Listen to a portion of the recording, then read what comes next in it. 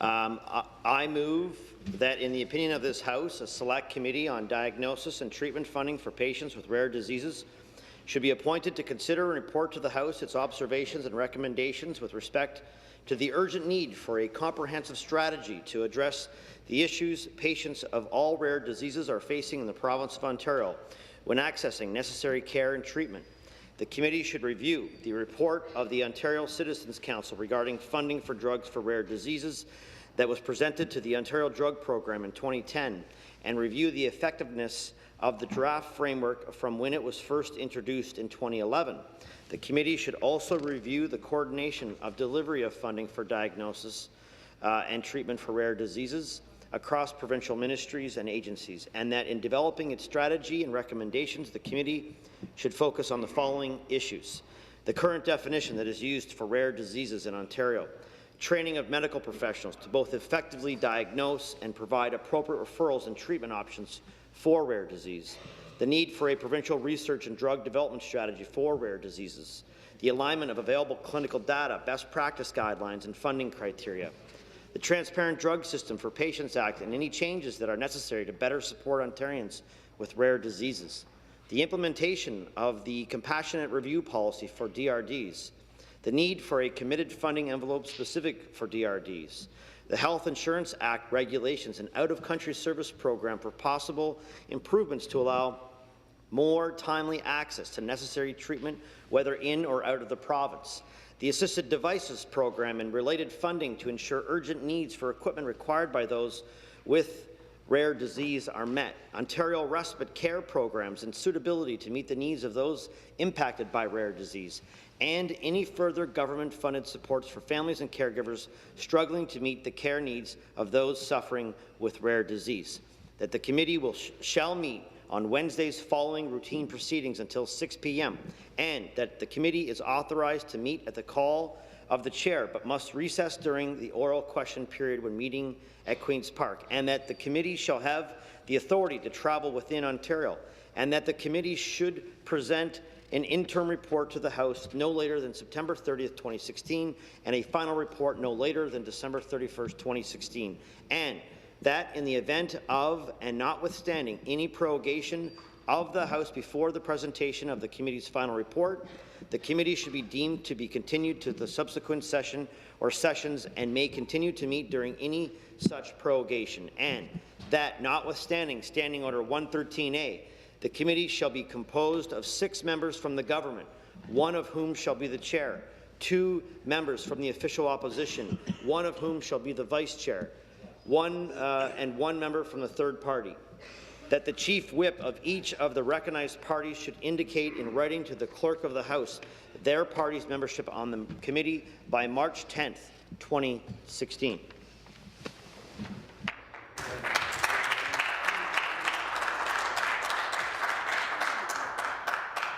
Mr. Harris has moved private member's notice of motion number 63. Pursuant to Standing Order 98, the member has 12 minutes for his presentation. The member for Kitchener-Conestoga. Well, thank you, Speaker. It's truly an honour to stand here today on behalf of the 1 in 12 people of Ontario who suffer with one of the close to 7,000 rare diseases. Diseases with acronyms like CCHS, PAH, PKU, EDS, AHUS, and names like Alpha-1, Duchenne muscular dystrophy, and Angelman syndrome. Speaker, the list goes on. Today I stand united with those rare disease sufferers who came to this morning's press conference, those packing the galleries today, those I met over the last months of cross-province roundtables, and those suffering in isolation throughout Ontario.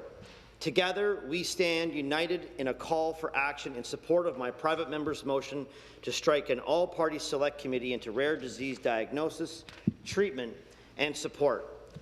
It's been well over a year since I began my own journey in learning about the unique yet shared challenges faced by those rare disease patients across Ontario. Having no personal or family connection to rare disease concerns, Speaker, it was the stories of patients who were forced to come here to Queen's Park to plead with legislators for the treatment and support we all would expect and deserve in Ontario. Stories that were shared by people like Maddie Vanstone, and the stories that soon came directly into my office when a Kitchener friend, Anne Bilodeau, contacted me to detail the unfunded treatment and life-threatening crisis faced by her friend, AHAS patient Joanne Curlow. Once I began writing letters and digging into the issues surrounding rare diseases in the province, I soon learned that these stories were only the beginning. And the more I learned, Speaker, the more I realized that we couldn't just sit idly by and allow the challenges faced by those suffering to go unaddressed. Bottom line, Speaker, I was sick of seeing those suffering coming to Queen's Park, coming into my office when there was nothing I could do about it. Well, there was something. There's something we can all do about it. In fact, as Ontarians, as provincial representatives, Speaker, I know I'm not alone. I'm sure we've all heard from patients who have contacted our offices or made the trip to Queen's Park to urge the government to provide specific, often life-saving treatments. The message from these patients and those I have since met from across the province, as I am sure you have heard in your own ridings, is that we in government are a last resort. The majority of these patients are coming to us as legislators because they have run out of options and they are desperate for our assistance. They're coming to us after years of misdiagnosis, after being told it's all in your head, after being prevented access to life-saving treatment, after being refused vital life-enhancing equipment, after watching their families beg and borrow, remortgage, or even sell their homes to afford treatment. And they're coming to us after spending too many dark days and nights suffering in relative solitude without the support networks available to those with a more common disease. Speaker, while rare diseases or orphan diseases may only affect a small percentage of the population, their impact is so much more. These are people of Ontario, deserving of access to medical treatments we all deserve as residents of this province. And their small numbers shouldn't mean government can go along ignoring their suffering. So today, we have the opportunity to finally address what governments have failed to address for far too long. We have the opportunity to join together in a united response to support our Treat Rare Disease campaign, and more specifically, to support our call for an all-party select committee to hear from experts, medical professionals, sufferers and their families, and use that first-hand experience to develop meaningful, lasting recommendations for treatment of rare disease here in the province of Ontario. In the last year alone, I've sponsored the Media Studio for families suffering from a series of rare diseases, whose challenges are unique and yet shared. Families whose heart-wrenching stories cry out for government's attention and action, and yet, despite words of understanding from government when they are on their doorsteps, continue to wait for support. Again, it was after hearing these stories from the patients who I feel are the experts in many of these cases that prompted me to launch my Treat Rare Disease campaign and today's motion. And in recent months, instead of forcing patients to come here to share their stories, I felt it was time to go to them.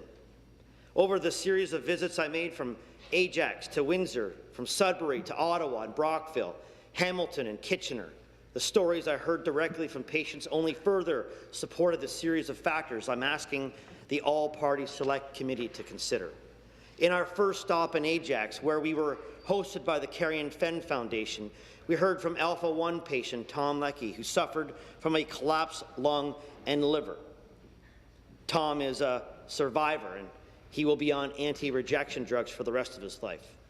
In Ottawa, we heard the difficulties surrounding misdiagnosis, where an EDS sufferer was prescribed antidepressants instead of getting an X-ray that may have led to a more proper diagnosis. She indicated that it was the journey to be diagnosed that was most frustrating.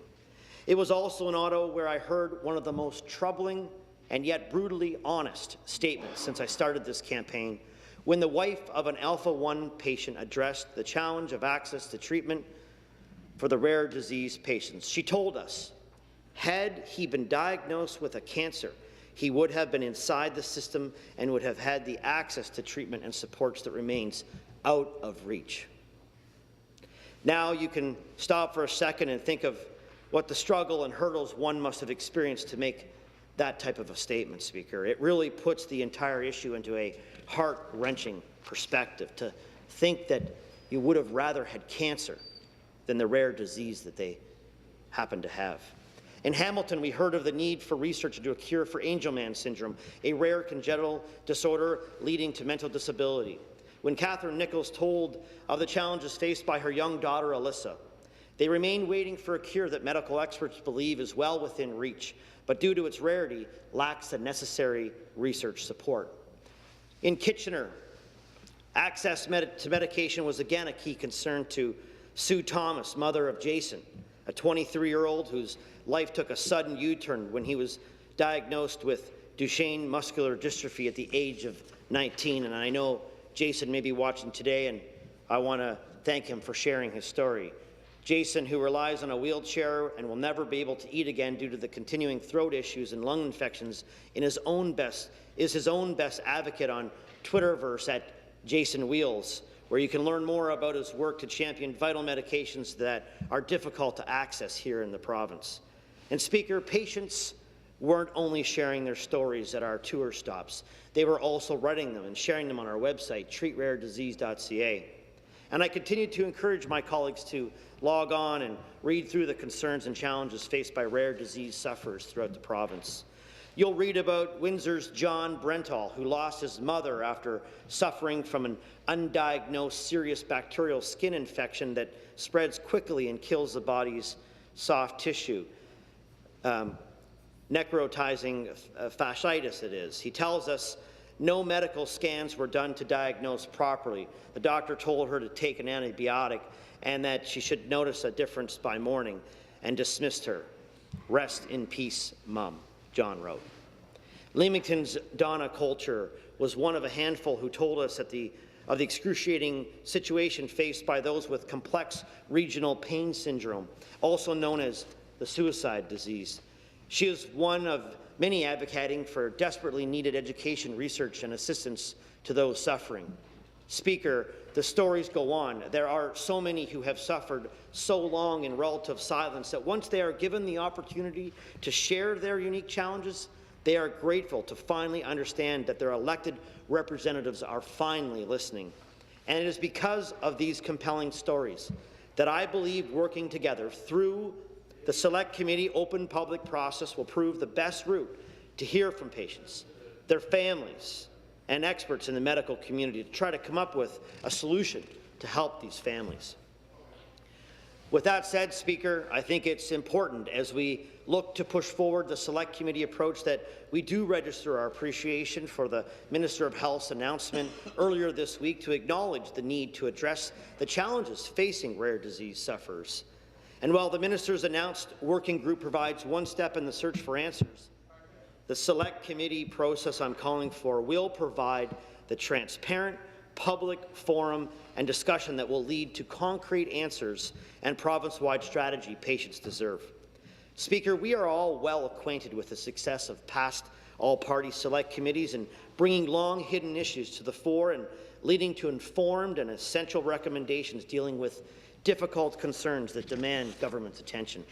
I think of the success of the Select Committee on Developmental Services, on mental health and addictions, or the recent work of the Select Committee on Sexual Violence and Addictions. Select committees provide the transparent, open forum required to deal with these issues that have for far too long remained hidden. Without a Select Committee, these discussions go behind closed doors. That's where it's been for years, and that's not what's helping patients. Too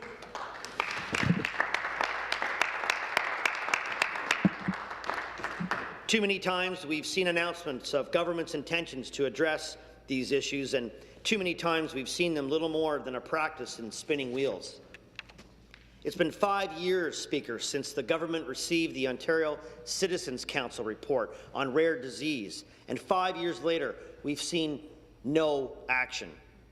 I've learned firsthand over the last year that when it comes to rare disease, the real experts are the patients, and our government needs to hear from them. If we walk away today, we're caught in the same waiting game we've been trapped in for far too long now. Bottom line, the Select Committee approach will deliver the transparent public forum that rare disease sufferers deserve to complement the recent provincial acknowledgement of the need for attention. It's my sincere hope that we can assist the efforts of the Minister through this all-party Select Committee. Today, we have an opportunity to build on the Minister's announcements by supporting the open all-party Select Committee process. But to be very clear, should MPPs choose to stand against this afternoon's motion for an all-party Select Committee into rare disease treatment, they will be turning their backs on the transparent public process and recommendations these patients are calling on you to support. So I'm standing with them today to ask that you don't turn your back on them. And it is a truly non-partisan, bipartisan issue that crosses party lines, and I look forward to the support to push forward this important initiative and finally give rare disease sufferers the support they so dearly deserve.